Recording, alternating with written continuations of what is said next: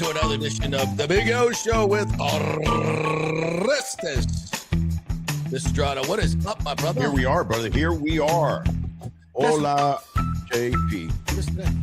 Today's February 20th. Today is the beginning of everything baseball. Hello, baseball. I'm going to say hello to baseball. Hi. Boom. You know why? Because it's hello baseball. Spring training games. It's hello baseball. Little League season is around the corner. Travel ball. It's hello baseball. High school baseball. College already has gotten going. WBC starts technically March 4th, really March 5th, but March 4th, the first games from Tokyo at 10 o'clock. If you want to catch that and stay up late and watch the first few games when that starts. And then the regular season is right around the corner at the end of March. So let's go. Hello baseball starting for real today with the first games. In fact, in just a few minutes, right down the street that we could hop on a motorcycle if we wanted to. It's a motorcycle. It's a motorcycle outside the studio. Our studio. What the hell? Yeah, it's $1 million motorcycle they just brought in. They're going to be auctioning off for the Great Bull Rescue. Kudos to them and Great Bull and all the stuff that they do. But yeah, we could basically ride that right up the street, up Dale Mabry, and watch. Somebody's got to drive that chopper, and then somebody's got to sit on the back and hug the other dude. First of all, I'm not getting on the chopper whether I'm driving it or and definitely not getting behind you and holding you around the waist like that. I saw two dudes doing that the other day, and I'm like, let's go to the game. I'm not doing that. I'm not doing that. Step brothers. I'll do the old Hogan's Heroes and have the little side cart thing where you ride in the old Hogan's Heroes sidecar with Sergeant Schultz. And the Commandant. Yes. Dating ourselves a little bit there. Oh, yeah. As Rick has already said, butts to nuts. Yeah. No, thank you. Butts to nuts. Rick. That's good. That's the way to start the show. Outstanding. So anyway, hello baseball. Yeah. Excited. A lot of stuff going on. We're going to catch up on Rays news, and they definitely came out with some go ahead and get out ahead of all the news with our boy Drew Rasmussen. So that was definitely something that I thought was smart of them and good to do. Just get it out of the way. Yeah, and take any stress off of Shane McClanahan that there might be, or Pepio. Pepio too. Yeah. But why stress that situation out? Nope. That's the right call. A healthy Drew Rasmussen last year. They obviously, I want to say babied him because it wasn't babied. He still had 150 innings, but they definitely, corralled him at times, kept him right around 5 innings. In fact, if you look at the average, 31 starts, 150 innings, so he was right there at 5 innings a game. You expand that out, maybe hopefully 20% growth as they try to do with guys that have had multiple arm injuries like he has had. Bro, that's 180 innings. The thing about Drew Rasmussen that I'm excited about is that he's on the precipice of being an elite pitcher. He's a really good pitcher in the major leagues right now. He's on that precipice to being in the, that top 5. The only thing you're missing is more innings. More innings, a little, the consistency. Well, it was there last year. Yeah, it was there. If anything, I mean, to go to that next elite level, when you look at the stats and things that I look at for a pitcher, it's innings versus hits. Fantastic. I mean, he was 150 innings, 116 hits. That, JP, is an average of elite 3/4 hits per inning. Most major league pitchers are giving up a hit or more per inning. Very rare do you have the guys like the schoolboys and stuff like that are at, 60, 0.60 per inning, holding guys under 200. So basically the hits per innings equates to the batting average against, right? And he's at 214. The elite guys are right there. They're at 199, 198, 200, the Skeens, the schoolballs.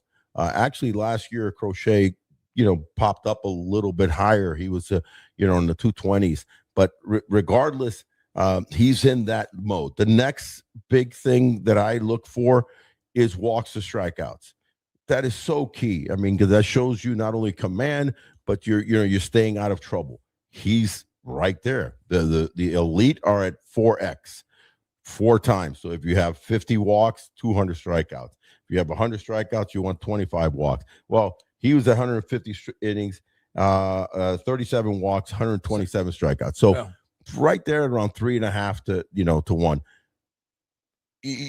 Sometimes you think like, okay, maybe he could have more strikeouts, but as long as the walks are staying, low, then he's dominating. And then the third thing, which he did really, really well, I feel, is home runs per innings. And he had 150 innings, only 18 home runs.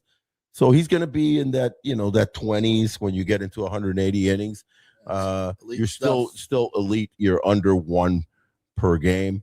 That's where you want to be. 2.76 ERA, 1.02 whip, and as you mentioned, 127 strikeouts, 37 walks, and 31 starts. Yeah. Going wire to wire in the rotation. Never missed a start. That's hand impressive. him the ball and 3 Tommy Johns.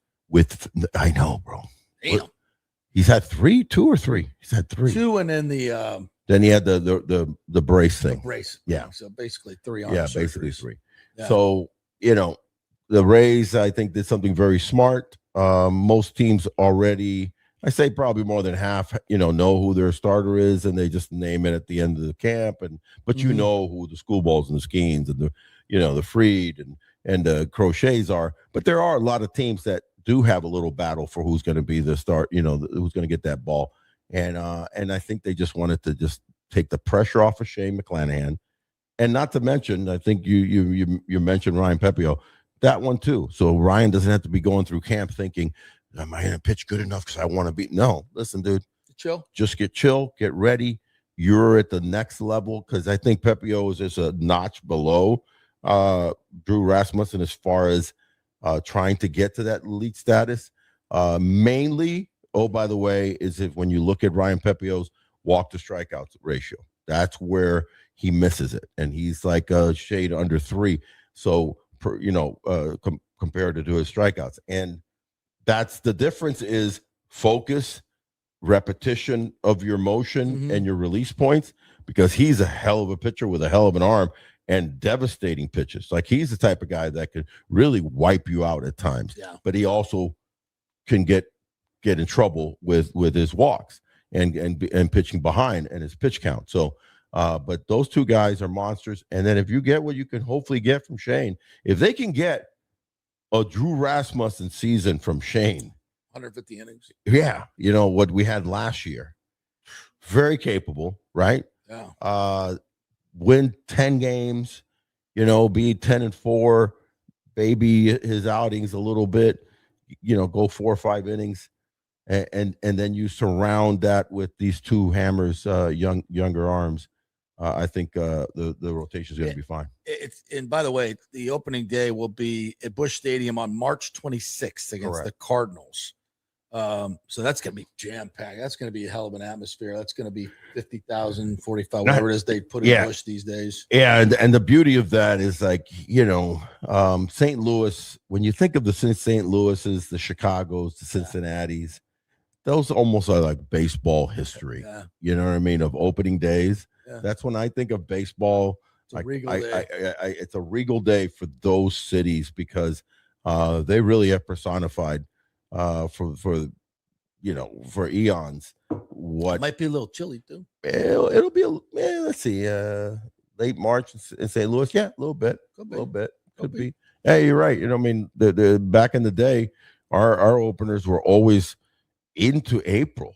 Forget about April 1st. It was like 3rd, 5th, around there. Now, they're a week before April, so they're in the 20s of March. So I've been a little nippier. I sat in Wrigley Field with my son drinking a cold beer as it was snowing on an opening day.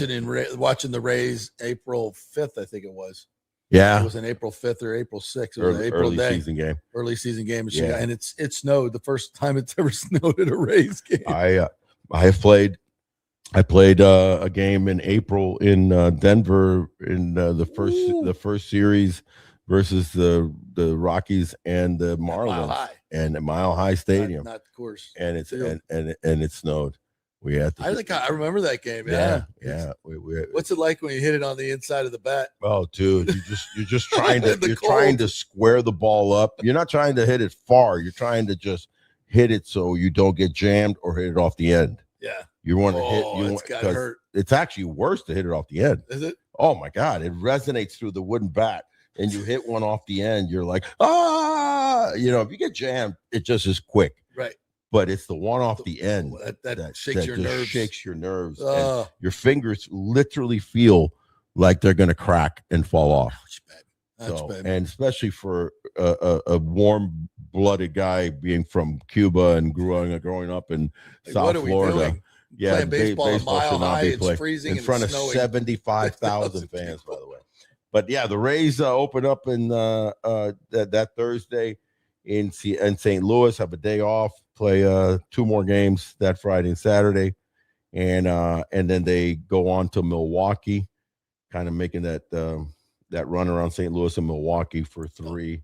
Well, Minnesota. I was like, that'll be cool. I'm like, oh, they got a dome now. Yeah. It's a beautiful stadium. Yeah. And then they run over to Minnesota, which is not domed, and it's a little chilly. That's right. Yeah. And one more Metrodome there. Yeah. That's another beautiful ballpark. That's another gorgeous ballpark. Yeah. So that could be a really cold stretch. That's a cold stretch that you're going to rely on a lot of pitching. I'm going to tell you right there. That's why we got rid of Fairbanks. So it's St. Louis for 3 and 4 days, and then Milwaukee for 3, day off, Minnesota for 3, and then the return to the Trop. April 6th, the return to the Trop at a 4:10 start. It's going to be such a honeymoon. It's gonna, I think I'm not sure. I don't know if they've announced the sellout yet. You can still get tickets. It's got to be.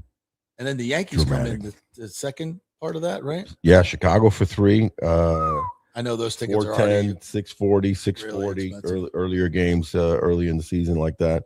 And then Yankees for a 7:00 Friday, 6:00 Saturday, 1:40 on Sunday before they get a little breather. So the season starts off, hot and heavy. I will tell you this, and we'll touch on that as the end of the month hits. Yeah. But I will say one quick thing about that. Number one, a little harder to start on the road always. It's kind of more comfortable to start at home, especially for a Rays team that spring training is down the road. So it's really comfortable. Spring training ends, you start at home. It's the transition is so fluid, and it's almost unfair, to be honest with you, what the Rays and teams like the Marlins have, right? Where, that's not happening this year. So they got to jump and go on the road to a little bit nippy areas, and then also, play a lot of games in a short amount of days, and then come back and get comfortable at home. The one thing I don't like is that it's always nice if you had a day off before the opener. So you're kind of coming, so there's a Milwaukee day off, Minnesota, and then you go right through. They don't get that day off until the Yankee series, the in-between that Thursday and the Yankee series. That's when the players then finally can get, quote unquote, settled in. You take that day, having been there, to kind of just gather yourself and make sure that you're unpacking. Remember, you're unpacking from spring training, but for spring training you're going right to the road. Then you're getting back home. Now you're finally kind of settling in for a second. So those first 2 weeks of a major league season are always tumultuous and jump around, but they count. Oh, by the way.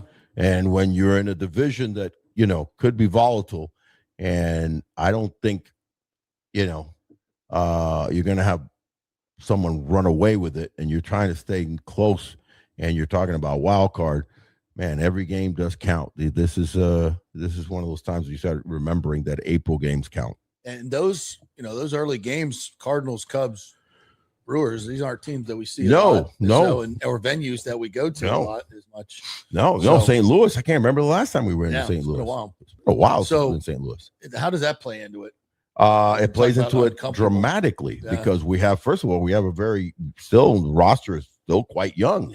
So you're talking about a lot of guys that haven't not only those places will be nuts. Those places will be nuts. St. Louis is a great place to play. I had really good games in St. Louis. I just love the atmosphere there. It's a great downtown, very, very accessible The stadium is very close to where you stay. You could literally walk to the. I loved stadiums that you could walk to close and didn't have to even take the bus, because you could just have a nice, walk to the park and kind of clear your head. Don't have to worry about the bus. I love those stadiums. St. Louis, Baltimore is like that, where the team stays close enough that you can walk to the ballpark. But it's going to be ruckus. Milwaukee, I've got the fondest memories of not that stadium, because it was old. Milwaukee. The old state municipal, or it was Memorial Stadium. No, Memorial was Baltimore Municipal, and that's where I got my first major league hit. So really, Milwaukee against the Brewers. That was a crappy stadium. Terrible stadium. Yeah. It was awful, bad. Awful. Yeah, I was never there, but it just looked so bad. No, it was TV. dingy. Yeah. I mean, very much theirs and Memorial. Wow. Sorry. You did. Sorry. Did you just do that? I did. You just Sorry, did that. Milwaukee just hurt Wisconsin. Yeah. I've been to Milwaukee. Have you been to the frozen tundra? Yes. Yeah. Have you? Yeah. It's cool. I did not cover games there. Lambeau Stadium. But because they were in the Metrodome, but we were in the Metrodome for a NCAA first round. Okay. Timmy Duncan and Wake Forest. Oh, nice. Yeah. Nice. Yeah, they were. So, or maybe that might even be sweet. That was a Sweet 16. Yeah, because we drove from Indianapolis to Minneapolis. Wow. Following, I think it was Wake Forest. So two very, Midwestern-y towns, very similar towns. Yeah, they are. And Milwaukee, I remember the ladies were impressive. They could throw down a pint like nobody's business. A pint? Oh, or 3, 4, 5. Yeah. No, they're known for their drinking there. Yeah, they were. Yeah, ladies are hardy. Yeah, hardy ladies. They're not shy in that area. Super fun. Super fun. I have nothing but great memories because of the fact that it's stuck in my head that I got my first major league hit there. So I love the city of Milwaukee. You're holding back. Yeah. You're holding back. No, I love Milwaukee. Here I am bearing my soul. And you're holding back. I am holding back. I held back. I held back on your show too when you brought up Malio's. I totally held back. Listen, as a seasoned broadcaster, I'm going to tell you. I may or may not have dated Malio's daughter. Oh, shit. No, that's the one. I don't need to know that. I don't need to know any of that. I do not need to know any of that. I said may or may not. I don't need to know any of that. No wonder you kept quiet on that whole deal. I don't blame you. Okay. That's talk about mafia. I was going to give you this lecture on, you really got to be your authentic self on these.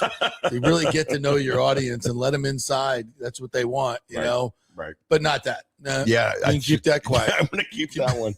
But now the ladies I of said Milwaukee, may or may not. I didn't say that. The ladies of Milwaukee, people of Milwaukee, you want to share.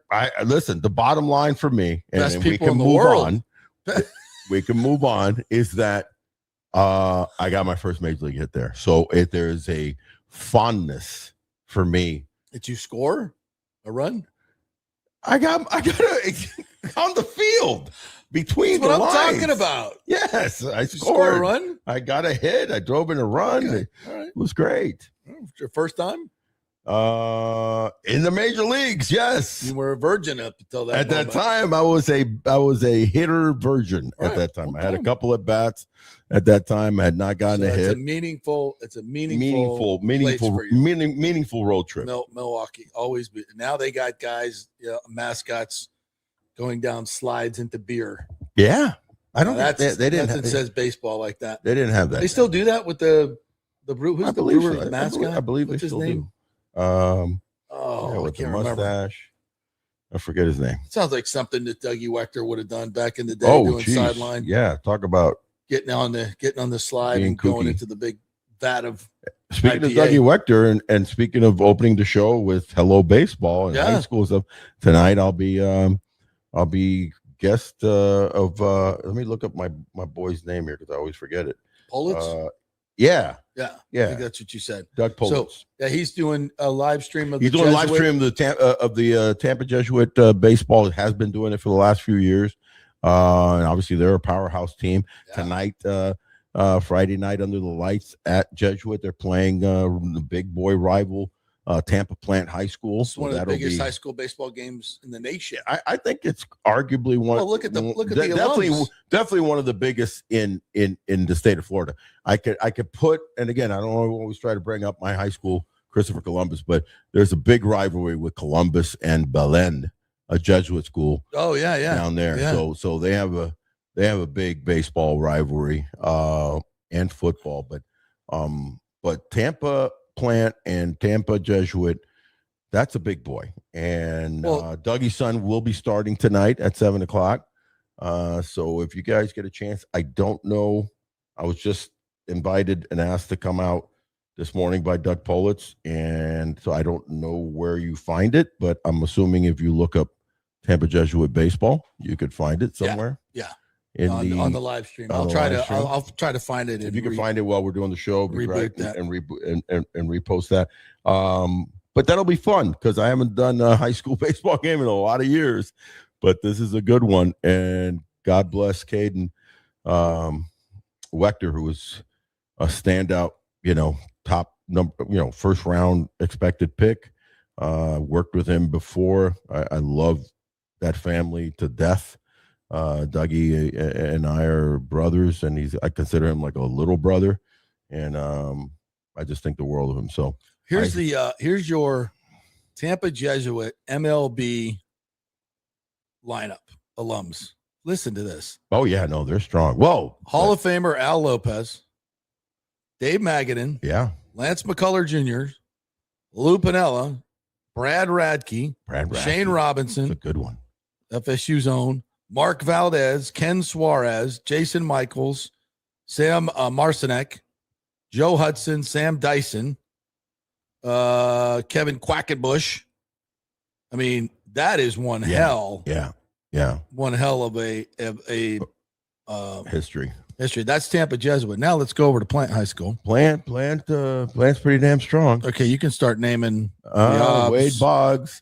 Number one, their best all-around player of all time is a guy by the name of Wade Boggs, Hall of Famer. Yeah. Obviously more recently, Kyle Tucker, more recently, Pete the Alonso, Polar Bear, Pete Alonso, but they've had a plethora of other guys. The Marlins have a kid, I think, that made it to the big leagues through their system from Plant. Who was that?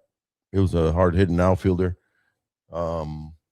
But yeah, I mean, this is Plant baseball is big time. Yeah. So I'm excited about that. It'll be fun to. Yeah, there's probably going to be about 5,000 people there. You think maybe that many? Yeah. Oh yeah. Holy shnikey. Yeah, no, it's big time. I'm trying to get the whole list here. It was easy to find the other one, but that's plenty. I guess we got most of them. Yeah. And it's big time high school baseball. So that'll be fun tonight. I wish I could go. Yeah, you've got previous birthday plans with the wife. So I definitely want to go. We'll do it again. Yeah. In fact, maybe the three of us John come on. Crumley still the Jesuit? No. John Crumley left. It's Melendez. It's Coach Melendez. Okay. Yeah. Crumley, Johnny's still coaching, I believe, at Steinbrenner. Okay. Yeah. Oh, that's right. He moved over there. Yeah. State championships over there now. Yeah. All right. So when you're talking about not only Drew Rasmussen, but you mentioned the other guys, it comes to me that it's really going to be important for Mets, and probably this is why you're going to get a Nick Martinez to eat innings, because obviously Rasmussen will be, he'll be hopefully kept to. He'll try to shoot for 180, as you mentioned. Rasmussen should be shooting for 180. Shane's going to be on a short lease. Shane will be fortunate to get 140, 150. Yeah. So that puts a lot of stress on. That's like not, let's say hypothetically, he makes all his starts. Yeah. You know what I mean? Which I don't even think he's going to make all his starts, because they're probably going to pull him back and skip starts. So let's just say that he makes, 28 starts. Now you're in that 130, 140 range, because it's going to be an average of about 5 innings a start. They're not going to, I don't care if he's got a no hitter after 5. He's coming out. And that's the right call, I think, because, he not only had the Tommy John surgery, but then then he had a very serious nerve issue. The nerve issue is no joke. And we still don't know. We don't know how that's going to play He's not out. pitching off the mound yet. Yeah, He's still been doing long tosses. There's a lot. There's a lot to peel back on Shane. Now, is he in looking good shape? The videos that I've seen, planning to go out there next week and visit, but he looks great. He's talking well. He looks well. But once you start pressuring that arm, on real game action is when we'll see if he's back properly. Yeah. I want to thank our sponsors, yes, Texas sir. Roadhouse, Wesley Chapel. We love them.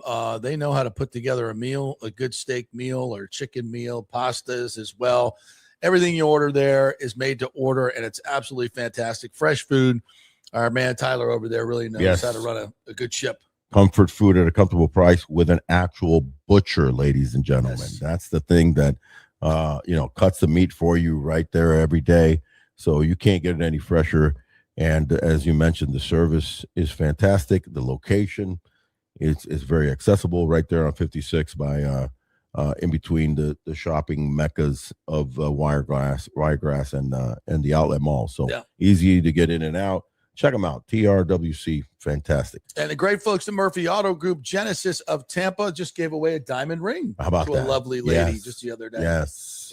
So they've given away diamond rings, $2,500 gas card. Yeah. There's always something going on at Genesis of Tampa just to go over there and take a test drive. Yeah. Or bring your car in to get it appraised and just chat with them over there. No high pressure, none of that stuff. And around the corner, we're just putting it together, but we will be offering at Genesis of Tampa. I say we because we're all in the family here of where our studios are at, along with Mike Murphy.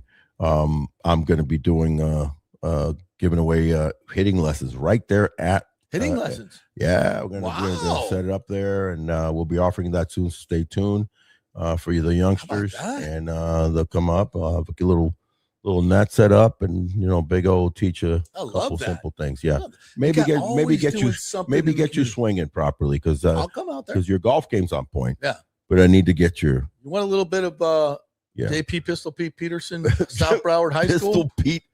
You want some of that? I want to see some of that. Hitting 508 my senior year. You want some of that? I don't know if I can. Oh no, it's Pete Rose.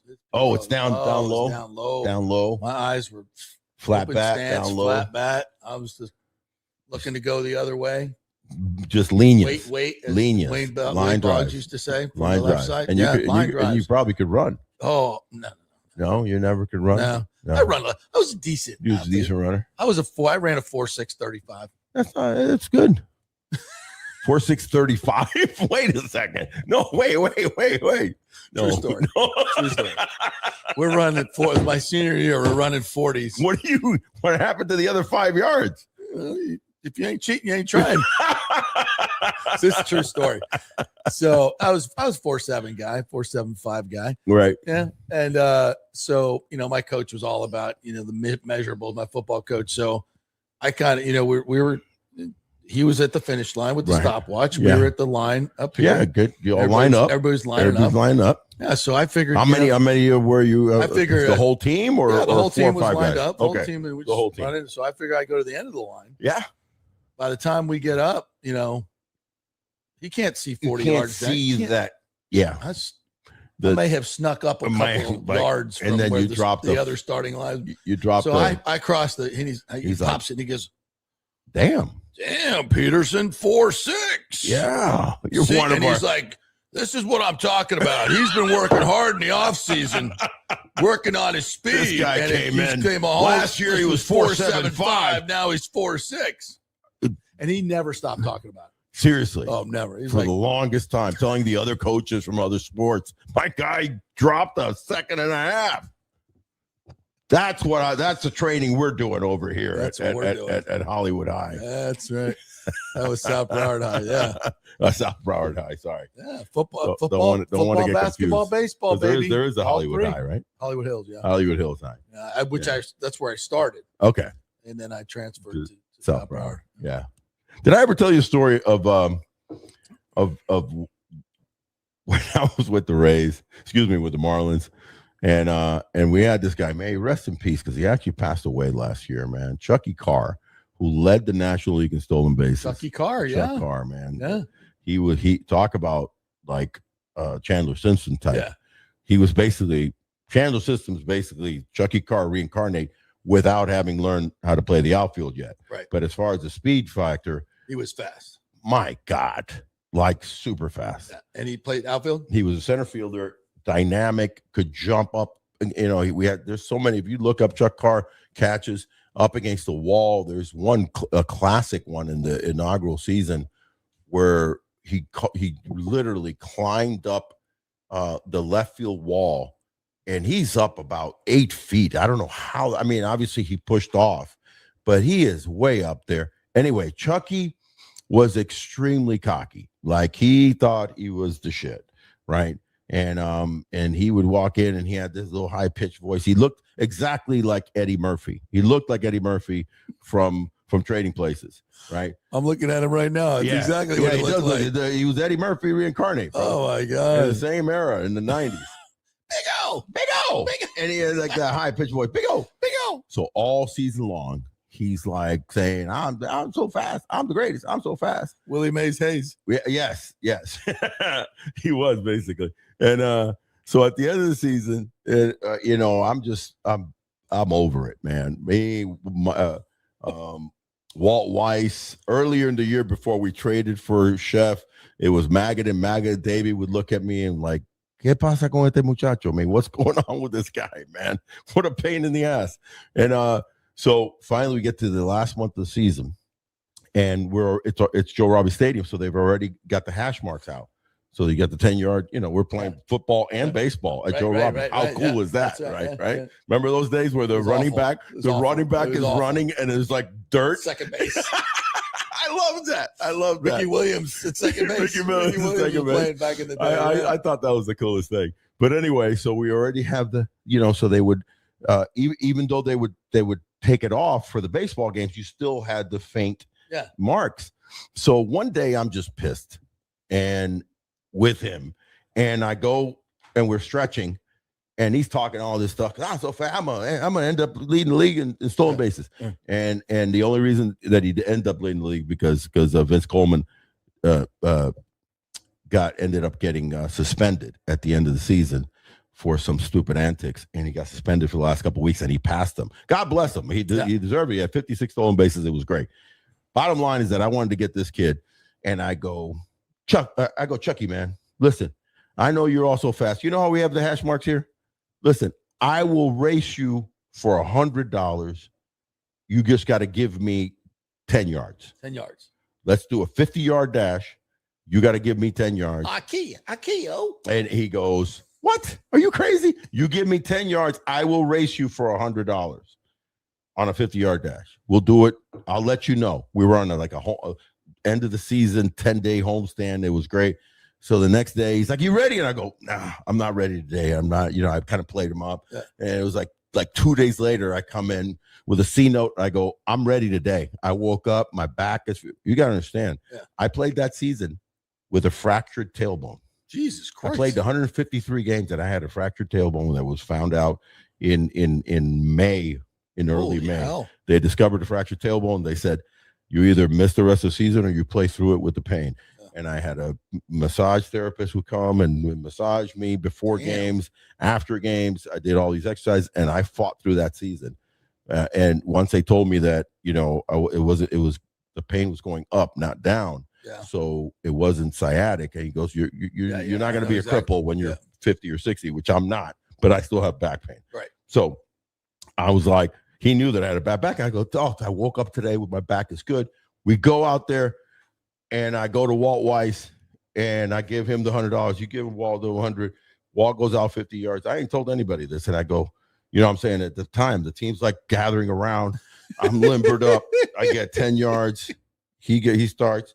We start going. I actually going pretty darn good for about 10 yards, 15 yards. Yeah. And then that little knucklehead goes, zoom, passes right by me. I finish the race. I go to Walt. Walt gives me the $200. I said, thanks for playing. And I go back into the he jumps like 8 feet on the ground. He goes, "What? I beat you. I said, Chucky, see, you talk too much and you don't pay attention. I say I'd race you for $100. I didn't say I'd beat you for $100. That was the greatest Chucky Carr story. And well, there's another one here in Wikipedia. I'll just he said, Carr is perhaps best remembered for most for his departure from the Brewers in 1997 after popping out to third base on a 2-0 count. After being signaled to take the next pitch, Carr was questioned by manager Phil Garner. Carr reportedly replied to Garner by saying in the third person, "That ain't Chucky's game. Chucky hacks on 2-0. Can you see Chucky? 100%, bro. That ain't Chucky's That's game. not Chucky's game. Hacking on 2-0. Chucky Carr, we knew we were in Carr trouble. was released from the club shortly thereafter. thereafter. That was his last. He never played. He never played in the big No, leagues he played again. the rest of the season with the Astros, He who won the 97 NL Central and hit a postseason home run off John Smoltz. He did. Can you imagine Smoltz's reaction with Oh Chucky my God! Carr? Chucky Carr had a home run off him with Smoltz in the playoffs. God bless him. He wasn't a dude. He could hit. I bet if I told Smoltzy that story right now, he'd remember it. He'd remember it. He'd hate it. Smoking hot. He'd hate it. Smoking hot. Yeah, 100%. It was just an accident pitch. You know? Oh my God! No, listen. He could play. He could hit. He was a switch hitter who wasn't that good a hitter from the right side, but from the left side, he could hit and could drag. Oh, by the way, he would drag bunt. Chucky's hacking on 2-0. He talked in third person. He wanted to be Ricky Henderson, but it never really completely panned out. But poor we man's knew we Ricky were Henderson. in trouble. We knew we were in trouble that one day, this was like the 94 camp. Yeah, spring training in 94. He had just won the National League stolen base thing. And he shows up with this bombardier jacket and he walks in. I go, "Hey, cool jacket." When he turns around, it was a picture of himself of a full headshot of Chucky Carr in the back. That's very Ricky Henderson. Holy shit. I was like, we looked at it. I'm going to Shep and I go, Benito Santiago going, "Oh yeah, what the hell is this?" It was, one of those spray painted kind of cool things that you see on the bikes, and and and it was a Chucky Carr picture. Oh yeah, Chucky puts his face. Yeah, on Chucky puts his face. Third person. You gotta, Chucky's the man. That's great. So that race, we just did 20 minutes on Chucky Carr. That That's was fantastic. the greatest thing ever. That's fantastic. Anyway, well, thanks to our great sponsors, Chucky Carr. I don't know how we got into Dennis. I don't either. But that's good. See, that's when you're at your best, though. You're a great storyteller. That's really good stuff. That was a great. By the way, just so people know, the way that I learned that I'll race you for whatever, I'll race you for $100 was my manager in A-ball, the great Barry Foote, who managed me in A-ball with the Yankees, managed me in AA to a championship. We had championships, A-ball, AA, and AAA. So he managed me in all three levels. I got called up. Yeah. So did he.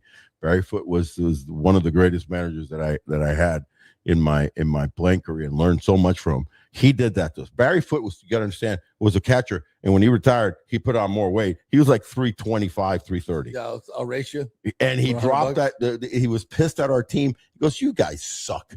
I'll race all of you guys for your meal money tomorrow before the game." And everybody's like, yeah, we'll race you. He's huge. Yeah. And he's just like jogging, and all of us go. And he goes, "I said I would race you. I didn't beat you. I want your meal money." We had to give him our meal money.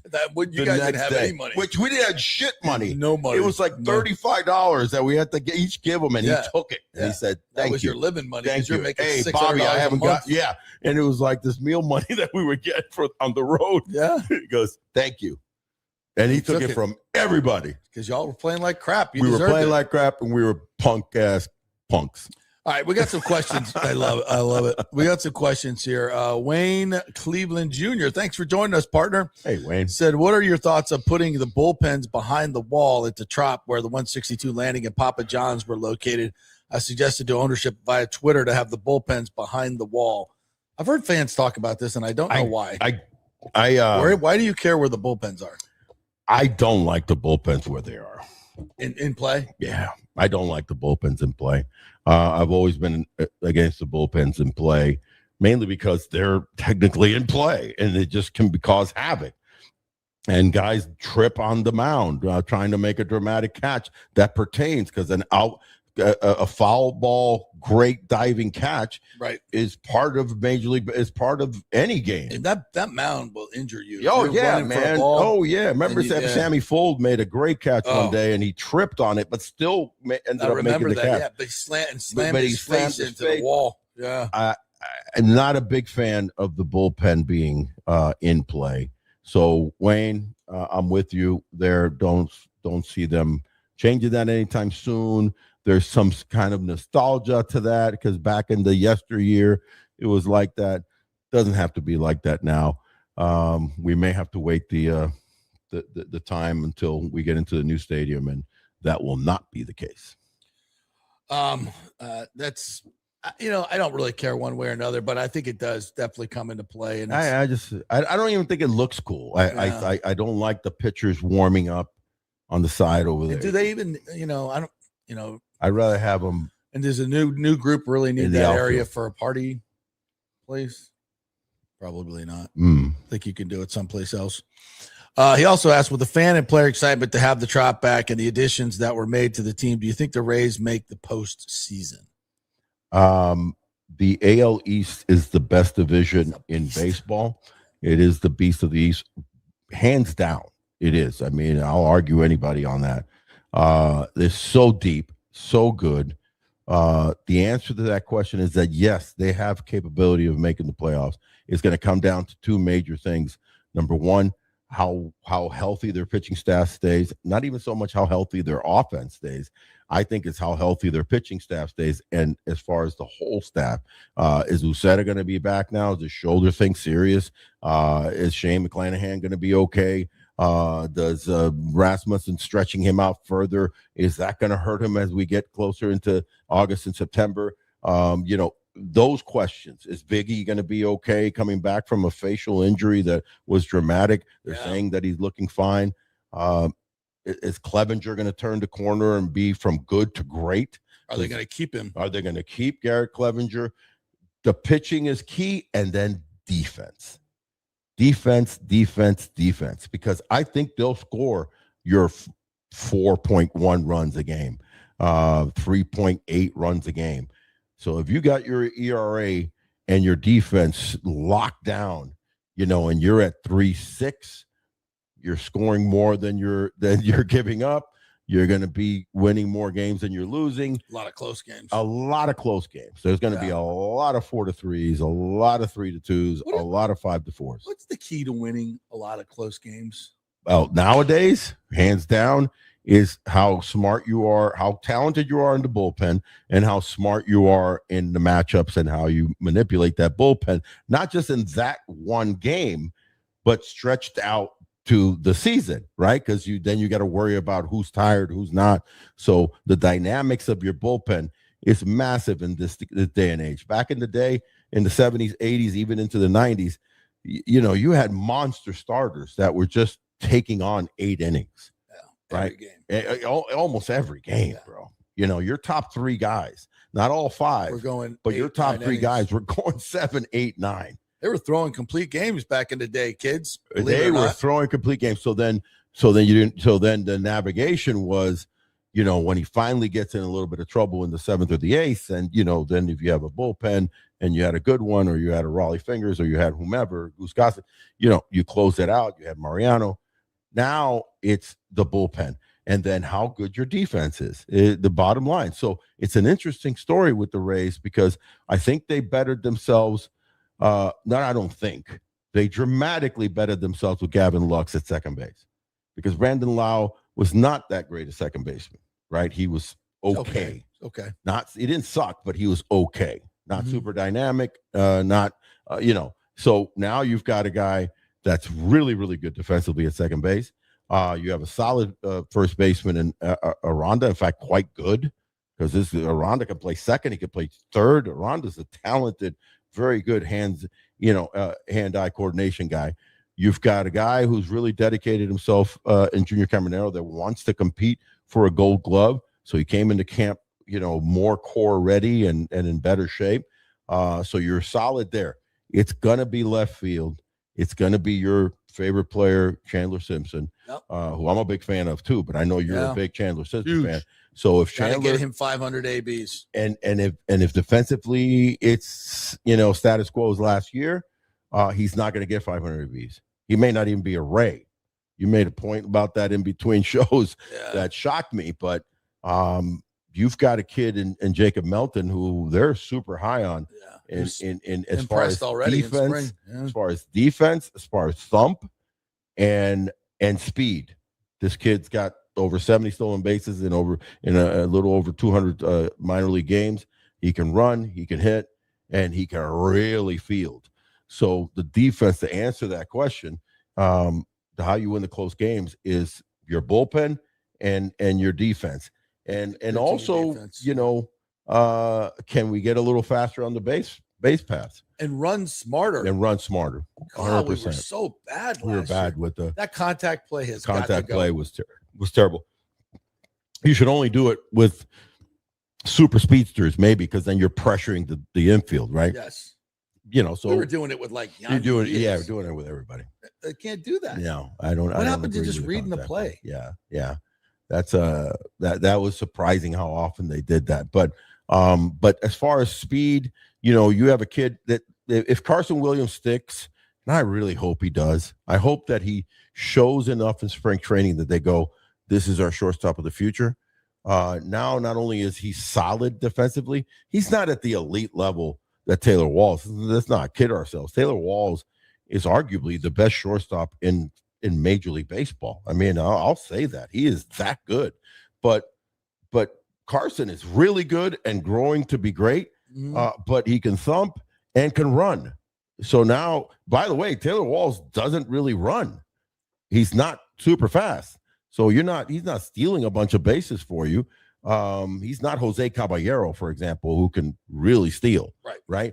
And he's gone. So Richie Palacios isn't that super fast. So my fast guys are Wilson, Gavin Lux runs, Simpson runs, Mullins runs.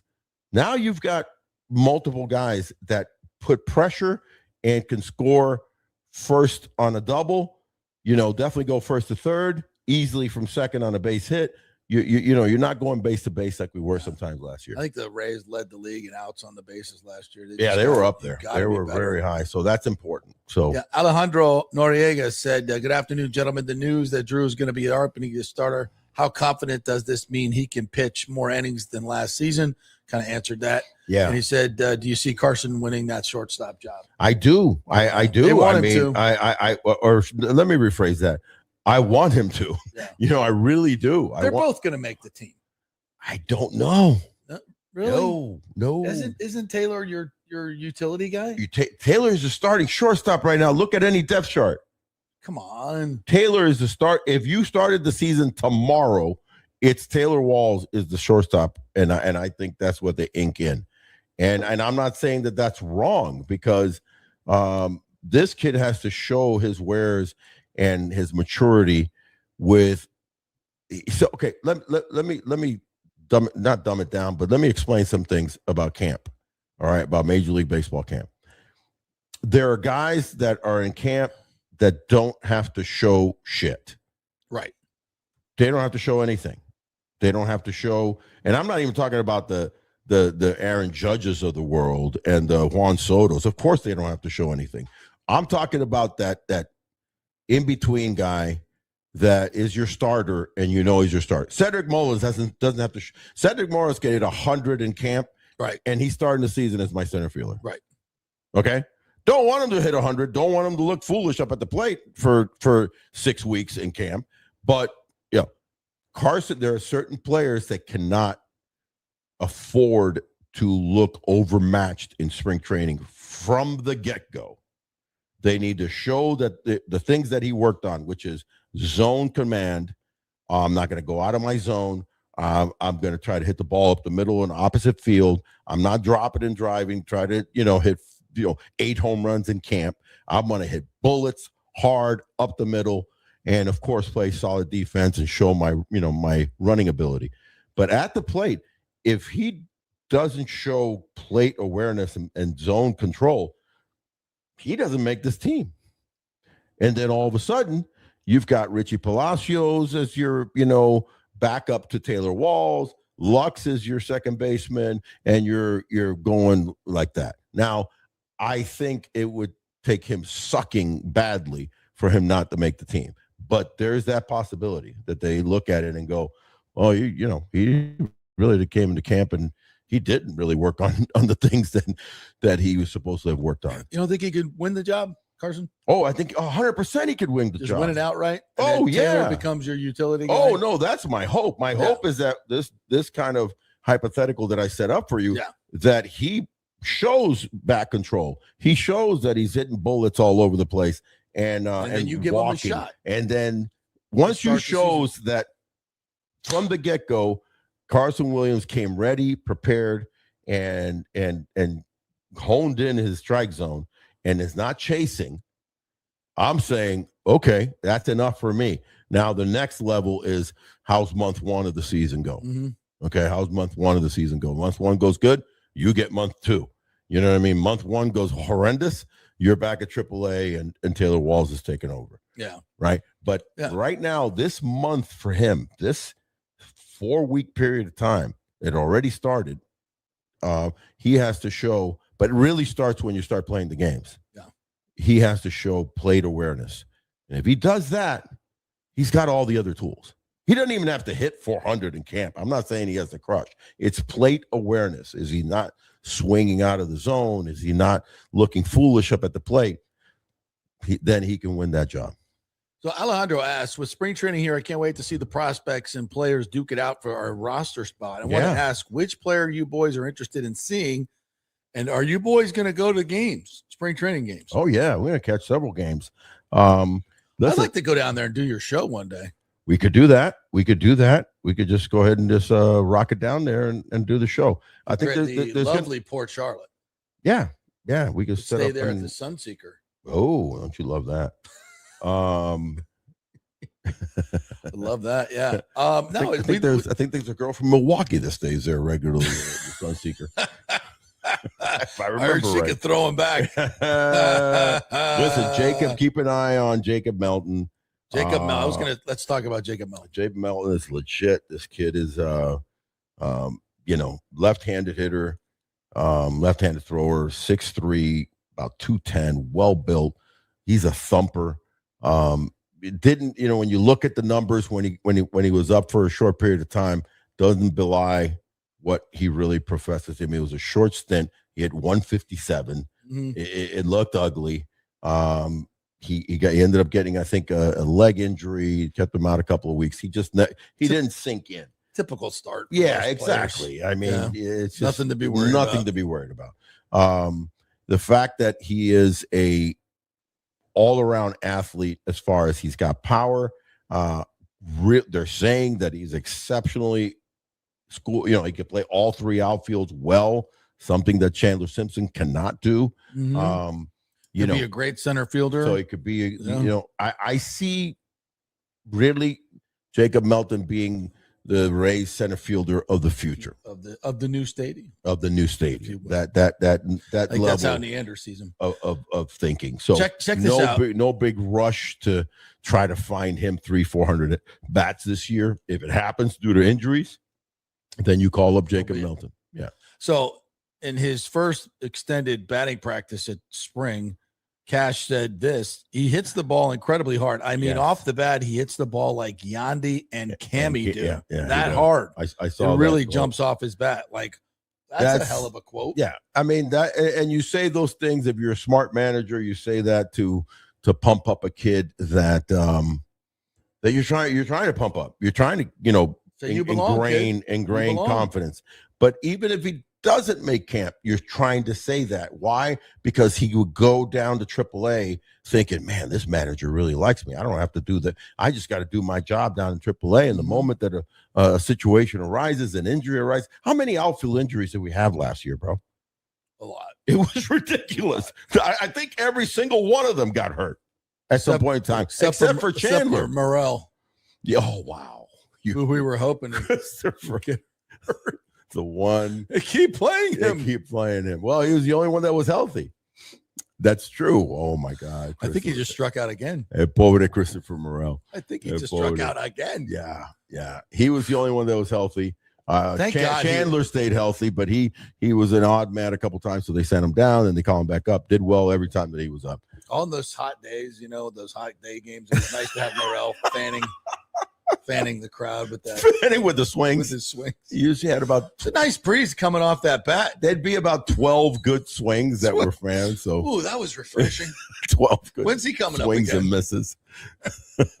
Nice breeze coming from the batter's box. You're cruel, bro. You're cruel. Yeah, because there was a lot of hot days over there at Steinbrenner. It's a little different. We're heading back to the Trop. The Trop. We don't need good. Christopher Morel swinging and missing. It never looks so good. So, but yeah, as far as the competition, Melton will be in competition, but the bottom line is going to be guys like the guys that I'm going to key on and looking at how well does Richie Palacio look, because he's truly that have glove, will travel. You could put Richie at first, second, short, third, left, right. I mean, Richie could play every single position, center for that matter. How well can he hit? He was hurt last year too. Another guy that I'm going to be honest with you, supposedly again come into camp healthy, thank goodness, is DeLuca.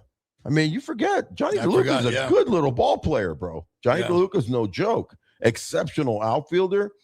So yeah, I mean, platoon versus lefties. Yeah. So you can see a lot of platooners. You can see we have a lot of platooners. You can see a Johnny DeLuca come in and play, left when it's a tough lefty. Though here's the thing with Chandler Simpson, he doesn't struggle against lefties. Yeah, you could platoon him against righties, or you could go either way. I play him again. I play him every day. I would too. The only problem with Chandler Simpson is how well can you, quote unquote, hide him, or how well can he be okay in left field? Well, listen, he's been working with Kevin Kiermaier. He's been working with KK. He's been working with a lot of people. Well, he doesn't look into his big blue eyes. He'll be fine. Yeah. You look into those eyes, you get lost. You do. But listen, I think he left the season last year, and from day one that he got home, his whole outlook should have been, I need to hit. You don't forget to, take your hacks, but it's find me a good outfield coach, show me how to track the ball. It's like a football player that has massive speed as a wide receiver, but doesn't know how to run routes right. Mm-hmm. Who cares?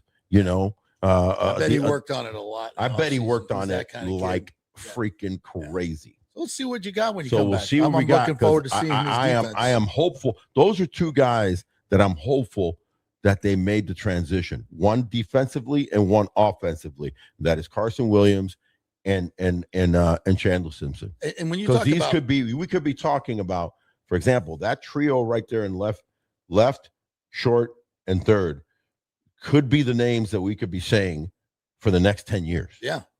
They're that good. Yeah. You could be saying Caminero, Williams, Simpson for the next 10 years, like we said, Longoria, Zobrist, Crawford. Yeah. It's just you and I both don't feel like the Braves value Chandler Simpson as much as we do. I don't think they undervalue him. I don't think they undervalue him, man. I think they know that this kid causes havoc on the field and havoc on the defense. This is also an organization that bats Yandy Diaz in the leadoff position. Yeah, but that's metrics as far as you're still back in the old day, as am I, that you want a fast guy. Yeah. Sets up the Kyle whole lineup. Schwarber led off for Philadelphia for several years. And then finally last year they popped him in the third hole. That either. It's an on-base scenario. It's like this guy gets on base 45% of the time. Clogs him up. And it might clog him up, but he gets the thing rolling. I get it. He's going to have an extra at bat, because once you flip the thing, you want him hitting in the ninth inning for sure. I get it. So, but Chandler is made to lead off, is a really good hitter. I mean, he's not a slap hitter. 300 hitter. He's a legit contact hitter and hits lefties well. So the question is going to be, how good is his defense? How good can Carson Williams hit? How good does Cedric Mullins come back from a really abysmal second half? And what is Jake Fraley going to be? There's not a whole lot of talk about Jake Fraley. I think Jake Fraley needs to have a really, really good year and crush righties. If he can crush righties, we can blend him against some tough lefties here and there, which there's a ton in the major leagues. So then you need to kind of find that right-handed bat every now and then. That and who is that? Oh, by the way, is it Ben Williamson? Is it Ryan Velotti? We don't have a whole lot of options from the right side, other than Johnny DeLuca. DeLuca, Justin Henry Malloy. Yeah, there's just not a lot of options. There's not a lot of options from that. Which is weird. Was why we. But we'll see. We'll see. I'm still encouraged. Chandler Simpson's the right-hander. I'm encouraged by the addition of Nick Martinez. I'm encouraged by the health look-see of Shane McClanahan, and then you have the other two guns, and then I'm really encouraged with the bullpen. My biggest concern right now, if you ask me what's my biggest concern of the Rays as we sit here February 20th, it's not missing that right-handed bat. It's Edwin Uceda, and how is that shoulder? Yeah. That's my biggest concern. Because if he's out for an extended period of time, that already thins out the bullpen. Oh, shit. Yeah, it thins him out right away. That guy's a hammer. All right, a couple news items. Wander Franco's trial was supposed to begin today, is postponed till March for procedural stuff. But you know what the procedural stuff was? The witnesses didn't show up. Yeah, they could. So you couldn't find a couple of witnesses or something? Where were they, in Milwaukee? Hanging out with our girls. Where is this our girls thing? Why do you got to go our girls now? Back some schlitz. Why does this our girls? You're the one that mentioned that. You're very fond of Milwaukee. And it's not just because of your first hit. What is the deal here? Mira, yo no entiendo. Está loco en la cabeza. Loco en la cabeza. All right. Anything else we want to get to? Nah, man. By the way, let's see. Wayne Cleveland says another cool suggestion I had for the owners was in honor. He does. He's running the promotions department. I like it. So in honor of Longoria, 3 tickets, 3 hot dogs, 3 drinks for $33. Come on.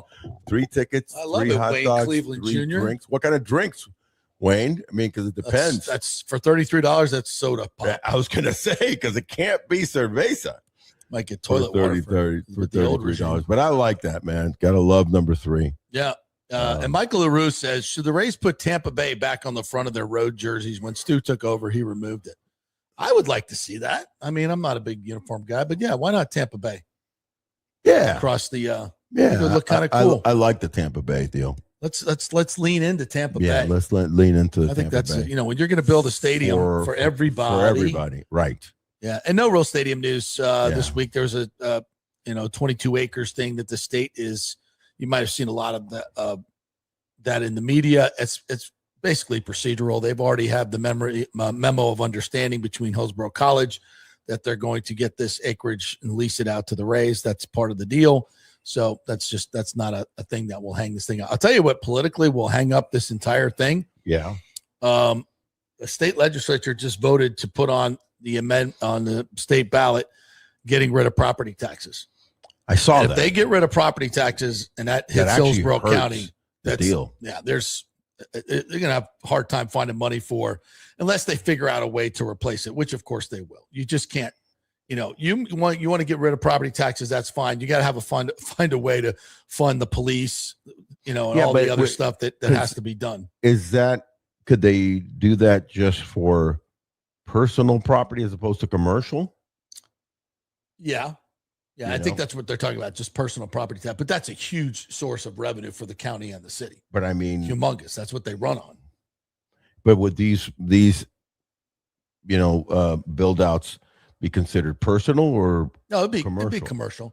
But my point is, it's going to be really difficult for the county and the city to come up with any money if they have to make up this humongous shortfall. I see. Okay, they're going to be looking for other revenue that, sources. The property taxes that the build out would generate. No, you're talking about just in general. In general, yeah. I mean, if that were, they're going to have to, because because that's where they always get their revenue.